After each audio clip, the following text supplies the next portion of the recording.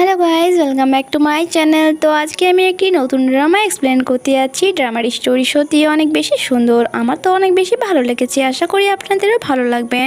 তো চলুন এক্সপ্লেনেশন শুরু করা যায়। তো ড্রামার শুরুতেই আমরা এই ড্রামার মেন ফিমেল লিডকে দেখি। সে কোনো কারণবশত গ্রামে যাচ্ছিল, যে কারণটা আমরা জানতে পারি অ্যাকচুয়ালি তার ড্যাডের কোম্পানি ব্যাংক্রাফ্ট হয়ে গিয়েছে, তার মমও মারা গিয়েছে। তার মামের ইচ্ছা ছিল সে অ্যাব্রোডে গিয়ে পড়াশোনা করবে, বাট এখন এমন অবস্থা যে সে তার নিজের শহরে থাকবে তাও দুষ্কর হয়ে পড়েছে। তাই তাকে এখন তার ড্যাডির সেক্রেটারি জাজাং নামের এক টাউনে ছাড়তে আছে, যেখানে তার আন্টি থাকে।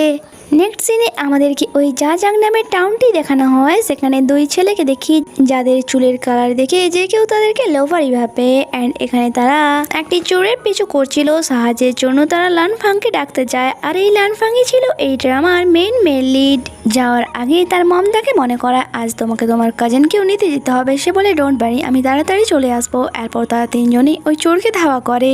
এদিকে আমরা আমাদের হিরোইনকে দেখি, সে তার ওই আঙ্কেলের সাথে যাচ্ছিল, তখনই সিগন্যাল চলে যায়। তাই তার আঙ্কেল রাস্তা বুঝতে পারে না, তারা সেখানেই দাঁড়িয়ে। তখনই জিয়াও সামনে দিকে লানফাং অ্যান্ড তার দুই ফ্রেন্ডকে এক ব্যক্তির পিছনে ধাওয়া করতে দেখে ভাবে হয়তো এই তিনজন খুবই বদমাইশ ছেলে অ্যান্ড এই বেচারা এক ব্যক্তিকে তারা বিরক্ত করছে। যখন কি লিয়াওয়ের ধারণা তো সম্পূর্ণ ভুল ছিল, কারণ লানফাং তো শুধুমাত্র তার স্যারের বোন বাঁচানোর জন্য ওই চোরটিকে ধাওয়া করেছিল। বাট জিয়াও ভাবে এখন আমাকে এইরকম জায়গায় থাকতে হবে যেখানে গলির গুন্ডারা দাদাগিরি দেখায়, আর সে বিরক্ত হয়ে বাইরে চলে আসে। এখানে লানফাং এর একটি ফ্রেন্ড তাকে দেখে বলে মনে হচ্ছে এই মেয়েটি তোমার কাজিন, যার আজ শহর থেকে এখানে আসার কথা ছিল। সবুজ চুলওয়ালা কালারের ছেলেটি তাকে জিজ্ঞাসা করে তুমি কি বেজিং থেকে এখানে এসেছো? জিয়াও রুডলি জবাব দেয় তা জেনে তোমাদের কোনো লাভ নেই। অ্যান্ড সে আবারও কারে গিয়ে বসে পড়ে। ওই আঙ্কেল বাইরে এসে তার তিনজনকে বারবার সবের রাস্তা জিজ্ঞাসা করলে লানফাংও রাস্তা বলে দেয়। আর এখানে ওই আঙ্কেল তাদেরকে টাকাও দেয় আর গিয়ে কারে বসে যাওকে বলে টাকা দিলে কি না কাজ হয়। তাদের চলে যাওয়ার পর এখানে এসে ওই স্যারটি আসে যার ফোন চুরি করে ওই চোরটি পালিয়েছিল। তারা স্যারের ফোন দিয়ে দেয়। স্যার তা চেক করার পর লানফাংকে বলে তোমার সাথে আমার কিছু কথা আছে আর সাইডে নিয়ে যায়। এদিকে আমরা লানফাংয়ের মমকে দেখি, তিনি তার ফ্রেন্ডদের সাথে বসেছিল। আর শহর থেকে বেজিং থেকে আসা জিয়াওয়ে 2 বছর আগে এই মম মারা যায়। আর তার ড্যাডের এখন অবস্থা খুবই খারাপ, কারণ তাদের কোম্পানি ব্যাংক্রাফ্ট হয়ে গিয়েছে। অ্যান্ড এখন যদি আমরা জিয়াওয়ের দেখাশোনা করি তাহলে তার বদলে তো কিছু টাকা পাওয়াই যাবে, যা ফাংয়ের লোনের কাজে লাগবে। এদিকে আমরা স্যারকে দেখি যে লানফাংকে বলছিল তুমি স্কুল আসছো না কেন, আমি চাই তুমি আবারও স্কুল আসো, তুমি পড়াশোনাতে অনেক ভালো, তাই এভাবে নিজের ট্যালেন্ট নষ্ট করো না। যখন কি আমরা জানতে পারি লানফাং বর্তমানে একটি ফোন রিপেয়ারিং দোকানে কাজ করে, যাতে সে তার মমকে ফাইন্যান্সিয়াল দিক দিয়ে কিছু হেল্প করতে পারে। বাট স্যার জু তাকে বোঝাচ্ছিল সে কোনো ভালো কলেজে অ্যাডমিশন নেওয়ার পরই পড়াশোনা করে এই প্রবলেম সলভ করতে পারে। লানফাং বলে বুলাও তো আপনারই স্টুডেন্ট ছিল তাই না, বাট কি হলো গ্র্যাজুয়েশন করার পর থেকে সে 2 বছর ধরে চুরি করে যাচ্ছে। স্যার বল তার আর তোমার মধ্যে আকাশ পাতালের পার্থক্য আছে, সেই জন্যই আমি তোমাকে বোঝাই, তাই তুমি এই ব্যাপারে ভাবো আর ডিসিশন নিয়ে আমাকে কল করে জানাও। এদিকে লানফাং এর ফ্রেন্ডরা এসে তার মমকে বলে দেয় যে জিয়াও চলে এসেছে। আর সেখানে জিয়াও আসা মাত্র তারা আনন্দের সাথে তাকে ওয়েলকাম জানা। এতক্ষণে এখানে লানফাংও স্কুটার নিয়ে চলে আসে। সেক্রেটারি শন এখানে আন্টি লিনার সাথে দেখা করে। আর লিনাও খুব আনন্দের সাথে যাওকে তার প্রতিবেশীদের সাথে আলাপ করায়।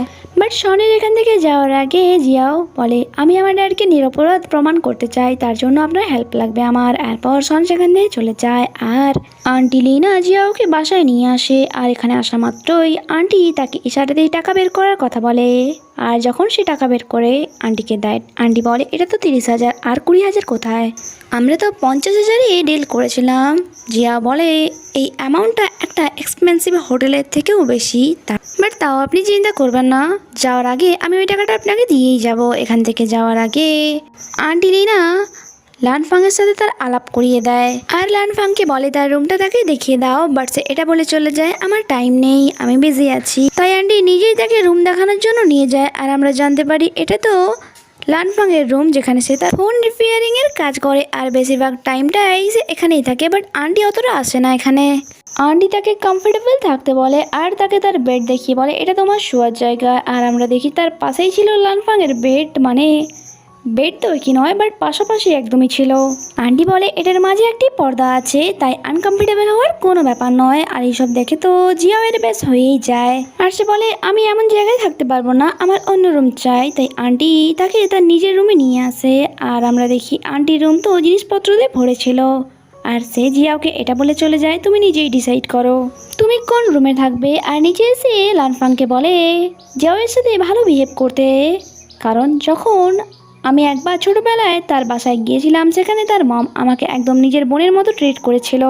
তখনই সেখানে জিয়াও চলে আসে অ্যান্ড বলে ওয়াশরুম কোথায়। লানফাং বাইরের দিকে ইশারা করে আর এটাও বলে আমার গ্র্যান্ডমার রুমে কখনো না বলে যেও না, উনি অনেক বেশি রেগে যাবেন। আর যদি তোমার কখনো কিছু দরকার হয় তাহলে তুমি আমায় বলো, অ্যান্ড নিজের কন্ট্যাক্ট নাম্বার সেখানে রেখে চলে যায়।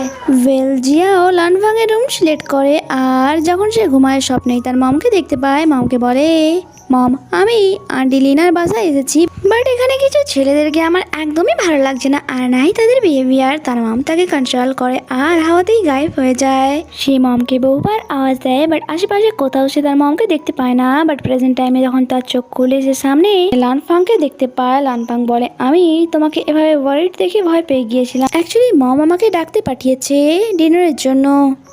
বাট জিয়াও যখন ডিনারের জন্য আসে তার একটাও খাবার পছন্দ হয় না, তাই সে খাবারে হাতও লাগায় না। অ্যান্ড আন্টি লিনাকে একটি কন্ট্রাক্ট দেয় যাতে লেখা ছিল সে যেখানে থাকবে তার কি কি শর্ত আছে, আর যেটাতে আন্টি লিনা চুপচাপ সাইনও করে দেয়। জিয়াও এটা বলে সেখান থেকে উঠে যায় যদি আমার সেফটির কোনো রকম কম্প্রোমাইজ হয় তাহলে আমি যাওয়ার আগে বাকি টাকা দেবো না। আর তার এমন অ্যাটিটিউড লানফাংয়ের ভালো লাগে না। অ্যান্ড সে তার মমকে বলে এমনিতেই আমাদের অবস্থা অনেক বেশি খারাপ, তারপরে আপনি এই প্রিন্সেসকে এখানে নিয়ে এসে সার্ভ কেন করছেন।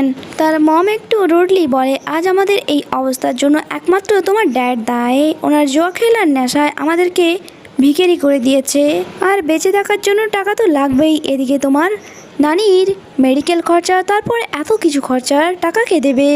তোমার ফোন রিপেয়ারিংয়ের টাকাতে তো কিছু হচ্ছে না। জিয়াওয়ের দেওয়া 30,000-এই আমাদের একটা লোন শেষ হয়েছে, আর এভাবেই যখন সব লোন শেষ হয়ে যাবে তখন আমি আবারও তোমাকে স্কুলে পাঠাতে চাই। লানফাং বলে তার কোনো দরকার নেই। তার মম বলে ঠিক আছে তুমি এটা এমন ভাবো না যে তার কাছ থেকেও আমরা ধার নিচ্ছি, আর যখনই আমাদের এমন খারাপ সময় চলে যাবে তার ধার আবারও আমরা মিটিয়ে দেবো। এরপর আন্টি উঠে চলে যায় নিজের কাজে আর লানফাংকে তার নানি ডেকে বলে এভাবে মমের সাথে তর্ক করো না। আর আমরা জানতে পারি এই সব কথা জিয়াও শুনে নিয়েছিল। তখনই লাইট চলে যায়। এদিকে জিয়াও তার ফ্রেন্ডদের সাথে ভিডিও কলে কথা বলছিল আর সে বলে আমি তাড়াহুড়োতে বেশি জিনিস প্যাক করিনি। তার ফ্রেন্ড বলে ডোন্ট ওয়ারি, কালকের মধ্যে আমি বাকি জিনিস প্যাক করে দেবো বা ইমেল করে দেবো যাতে তুমি ক্লাস জয়েন করতে পারো। তার ফ্রেন্ডরা তাকে জিজ্ঞাসা করে তোমার কাজিন কেমন। সে বলে একদমই বেকার, নাই তার চুলের ঠিক আছে আর নাই বিহেভিয়ার। যখন কি আমরা দেখি লানফাং তো তার জন্য ক্যান্ডেল নিয়ে এসেছিল আর নিজের ব্যাপারে এমন কথা শুনে তার অনেক বেশি খারাপ লাগে। বাট তাও জিয়াও অ্যাটিটিউডের সাথে সেখান থেকে চলে যায়। এরপর লানফাং ইলেকট্রিসিটি ঠিক করে আর লাইট জ্বলে ওঠে। বেশি মশা হওয়ার কারণে সে কয়েল নিয়ে আসে, বাট এটার গন্ধ তার পছন্দ হয় না। তাই সে বলে তোমরা ইলেকট্রিকওয়ালা কেন ইউজ করছো না। লানফাং বলে কারণ এখানে মশা অনেক বেশি, তাই ইলেকট্রিকওয়ালা কাজ করবে না, কয়েলেই কাজ হবে। জিয়াও আর কিছু বলে না আর সে শুতে চলে যায়। তখনই সেখানে লাইটটি খারাপ হয়ে যায়। লানফাং লাইটটি চেঞ্জ করতে আসে আর এখানে লানফাং জিয়াওকে বলে ওই কভারটা একটি বাল্ব রাখা আছে, তুমি কি আমাকে তা দিতে পারবে। জিয়াও বলে যদি তোমার দরকার হয় তুমি নিজেই নিয়ে নাও না। যা শুনে তো লানফাং অনেক রেগে বড় বড় চোখ করে তার দিকে দেখছিল আর ভাবছিল জানি না এই মেয়েটিকে আমাকে কতদিন সহ্য করতে হবে।